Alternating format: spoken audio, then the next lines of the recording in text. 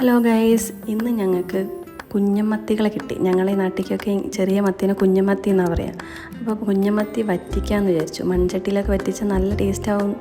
അപ്പോൾ അത് കാരണം മത്തിയൊക്കെ നന്നാക്കി അവിടെ മാറ്റി വെച്ച് ഒരു ചെറിയ ചട്ടി അടുപ്പത്തേക്ക് വെച്ചിട്ട് അതിൽ വെളുത്തുള്ളി, ഇഞ്ചി, പച്ചമുളക്, കറിവേപ്പിൻ്റെ ഇലയൊക്കെ ഇട്ട് നല്ലോണം വഴറ്റി.